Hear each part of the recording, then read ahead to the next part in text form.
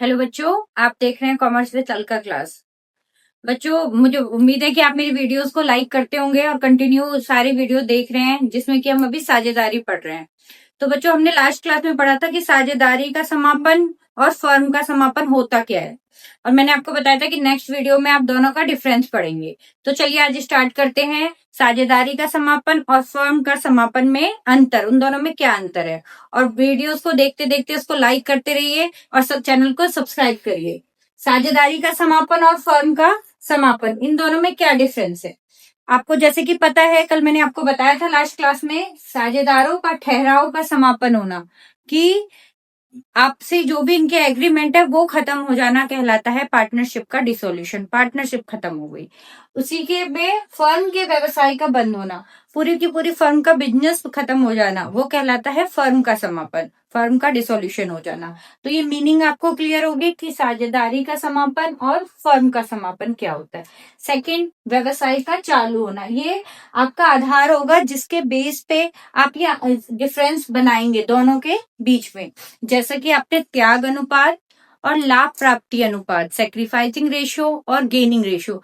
बच्चों, कुछ टॉपिक ऐसे होते हैं जिनमें हमें इसकी मीनिंग के साथ साथ इसका दो चीजों का डिफरेंस लिखना होता है, कि आपको जब, और ये डिफरेंस आप जब सही से लिख पाएंगे जब आपको दोनों चीजों की अलग अलग मीनिंग भी पता हो, तब आप डिफरेंशिएट कर पाएंगे कि वो चीज, जैसे कि साझेदारी का समापन क्या है और फर्म का समापन क्या है। तो इस आधार के बेस पे, अगर आपको ये आधार अच्छे से लर्न हो जाता है तो इस आधार के बेस पे आप समापन में डिफरेंस इजिली लिख सकते हैं। तो सेकंड है व्यवसाय का चालू होना। जब साझेदारी का समापन होगा तो बिजनेस हमारा चालू रहता है, काम हमारा चलता रहेगा। लेकिन जब फर्म का मतलब जब फर्म खत्म हो जाती है, फर्म का डिसोल्यूशन होना, इसका मतलब है व्यवसाय भी खत्म होना, बिजनेस भी बंद हो गया। आर्थिक संबंध, आर्थिक मतलब इकोनॉमिक, पैसे। जब साझेदारी का समापन होगा तो इकोनॉमिक रिलेशन बना रहेगा, आर्थिक संबंध बना रहेगा। क्यों? क्योंकि बिजनेस तो आगे कंटिन्यू है, आपने ऊपर वाले में पढ़ लिया। लेकिन जब फर्म समाप्त हो गई, जब पूरी की पूरी फर्म ही आपकी खत्म हो गई, तो क्या होगा? तब आपका आर्थिक संबंध भी खत्म हो जाएगा, आर्थिक रिलेशन, इकोनॉमिक रिलेशन बिल्कुल नहीं बचेगा। क्यों? क्योंकि फर्म खत्म हो गई, सब कुछ खत्म हो गया। लेखा पुस्तकों का बंद होना, जब साझेदारी खत्म होगी तो अभी आपने पढ़ा कि व्यवसाय चालू रहेगा। नए पार्टनर जो एक चला गया ना, बाकी पार्टनर वो जॉब को कंटिन्यू, बिजनेस को कंटिन्यू कर रहे हैं।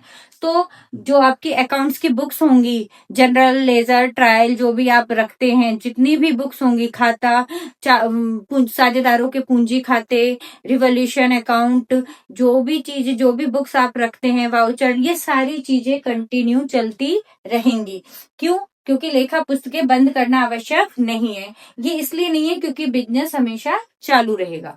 लेकिन जब फर्म का समापन हो जाएगा तो लेखा पुस्तकें बंद करनी पड़ती है, ये बंद हो जाएंगी। क्यों?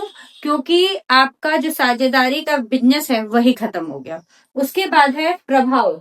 साझेदारी के समापन पर यह अनिवार्य नहीं है कि फर्म का भी समापन हो, लेकिन साझेदारी के समापन पर तो फर्म का समापन नहीं होता, लेकिन फर्म के समापन पर ऑटोमेटिकली क्या होता है? साझेदारी खत्म हो जाएगी, क्योंकि बेस खत्म हो गया, बिजनेस खत्म हो गया, तो साझेदारी तो खत्म हो ही जाएगी। न्यायालय का हस्तक्षेप, जब फर्म का समापन होता है तो न्यायालय का हस्तक्षेप अनिवार्य है, अति आवश्यक है। किसी किसी कंडीशन में आपसी सहमति से भी फर्म का समापन होता है। लेकिन जब साझेदारी का समापन होगा तो किसी तरह की न्यायालय की कार्यवाही की अति आवश्यकता नहीं है।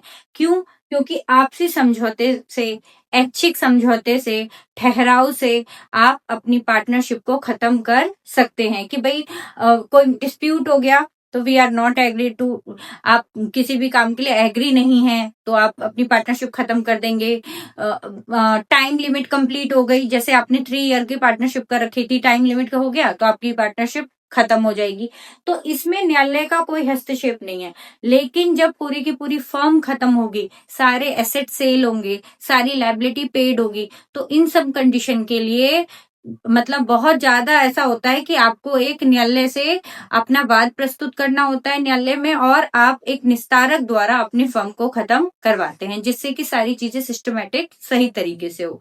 तो न्यायालय का हस्तक्षेप साझेदारी के समापन पे अनिवार्य नहीं है, और परंतु फर्म के समापन पर आवश्यक है। ये सारे डिफरेंस आपको अच्छे से लर्न करना है। आप इसको नोट्स में, थ्योरी में पैराग्राफ टाइप में लिख सकते हैं, या आप अंतर आधार को बना के इसका अंतर लिख सकते हैं। मुझे उम्मीद है आपको साझेदारी का समापन और फर्म का समापन अच्छे से समझ में आ गया होगा। तो प्लीज वीडियो को लाइक करिए और आगे की वीडियोस को देखने के लिए चैनल को भी सब्सक्राइब करिए।